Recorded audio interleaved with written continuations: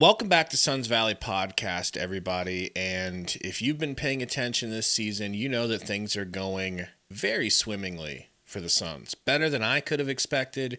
Really in that direction, Sundo, that you were guiding us towards the why wouldn't we be a play-in team? And we've already played 15 games. Through this 15 games, we have to be honest, though, they have been against the bottom half of the Western Conference and the bottom half of the difficulty. I saw recently, can't remember where on X, but it seemed pretty official. They were saying that the Suns have the number one most difficult schedule going forward the rest of the year. And that makes sense because we've had it rather easy to begin. That doesn't take anything away from our success to me, Sundo, because I didn't even think we could have this level of success against this tier of teams. But the problem is that I see is the next 12 games are brutal and crucial. Like, I think we are going to find out what this team is officially made of. And I'm not saying that they can't win some of these games. Just because the game's on paper, you say, oh, the Suns are supposed to lose this game. I still think they'll win some of those. How many, though? How many of these next 12 I think we should break down? Do you think that the Suns are actually going to win? Let's take them 6 games at a time, but let's start with Minnesota. Honestly, Gabe, with this 12-game schedule coming up, if we end up with a 500 record, that is, if we end up having 14 wins, 13 wins to 14 losses, 13 losses at the end of it, I will be okay with that. As you mentioned, this schedule coming up is tough. Starting off with Minnesota, it'll be the first time we've seen them this year. That one can go either way, man. You know what I mean? Like, I don't think we're as talented as them. So I would go ahead and chalk that as an L, if I'm being honest with you. And then next, after that, San Antonio. I know we beat San Antonio earlier this season, and we basically put the beat down on Wemby. Don't think that's going to happen again.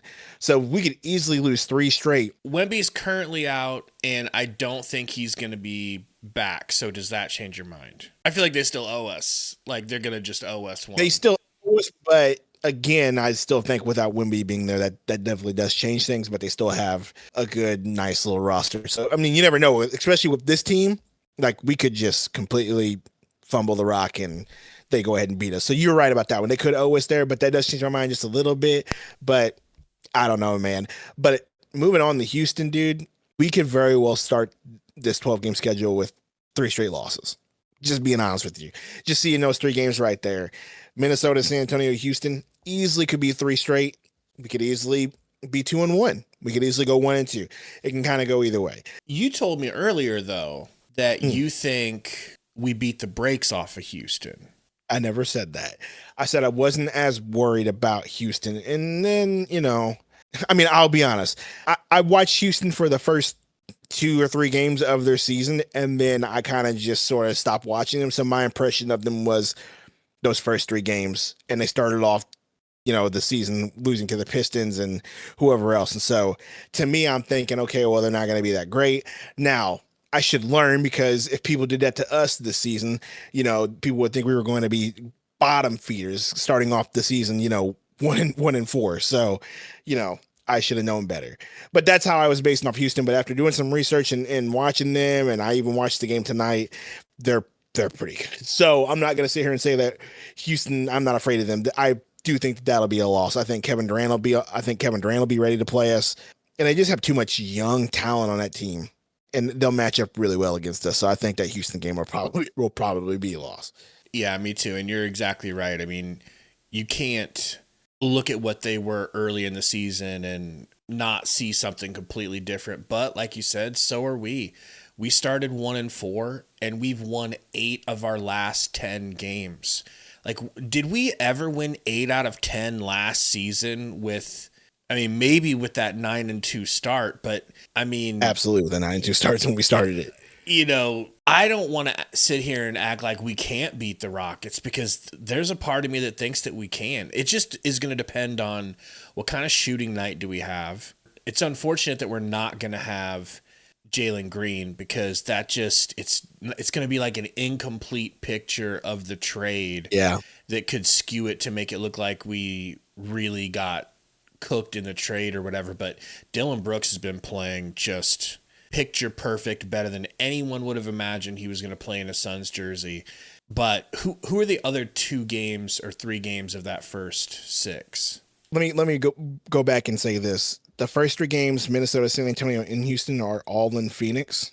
We are a good home team, so there's always that. So we do have that going for us. So we could pull off one of those games. It'll probably more than likely be the San Antonio game. But after that 3 games, it's Sacramento, OKC, and Denver. I see us going to Sacramento and winning that one. Sorry, I agree. just don't really see Sacramento as a huge threat. So my bad.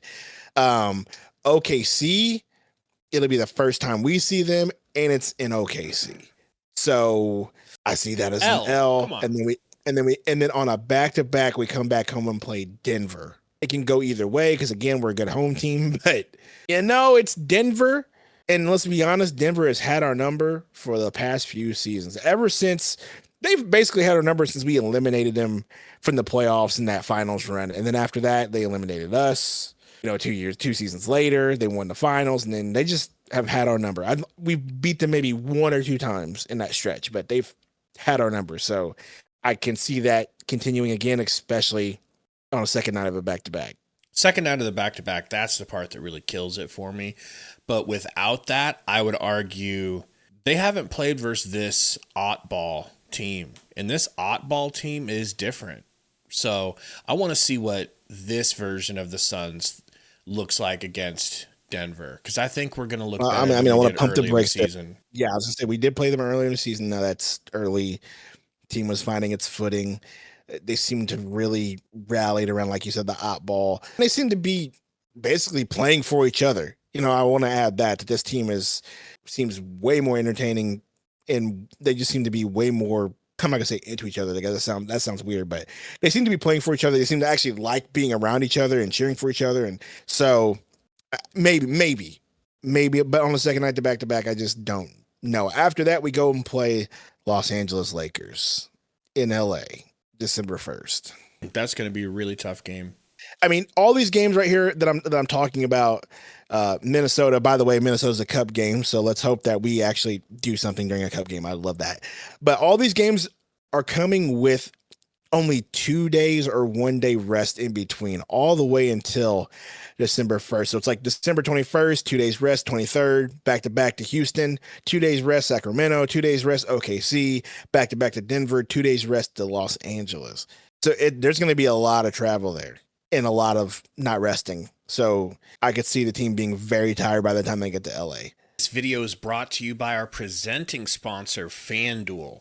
Sundo and I will be using FanDuel Sports all season for every bet and parlay, and so should you. Sign up today and start winning money on the Suns. All right, Gabe, after the Los Angeles game, we get a 4-day rest period, which I think will be very much needed after all those games that are either a day apart or back to back in that stretch that we just talked about. We go to Houston Friday, December 5th. And then 3 days after that, they get another little 3-day break for Minnesota. The schedule starts to lighten up travel-wise for the team.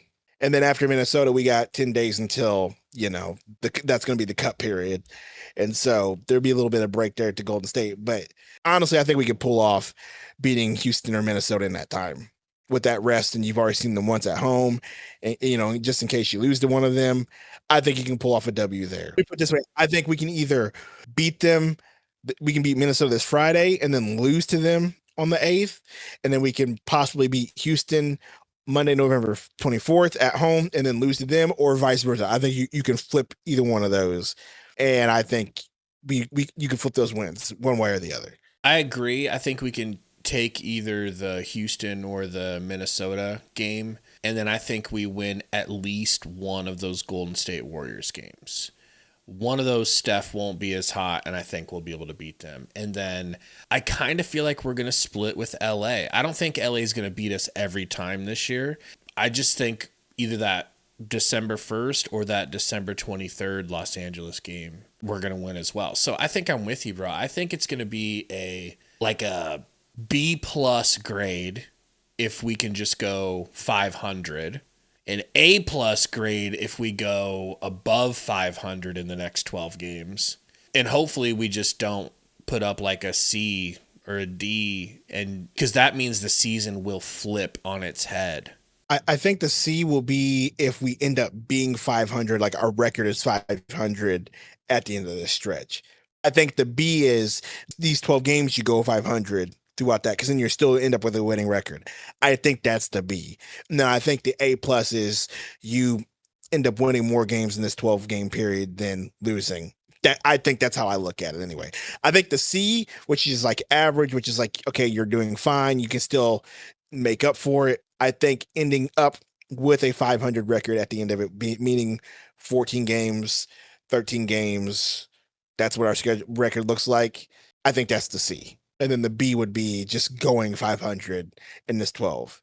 And then the A plus would be winning more than you lose, which is going to be very hard to do, dude. I think like the schedule is pretty tough.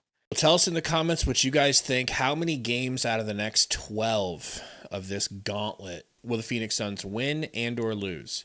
Hit that like button for us on your way out. We'll see you guys for the next live stream Friday night. Dundo's already yawning for it. Go, Suns. Suns win. Suns win.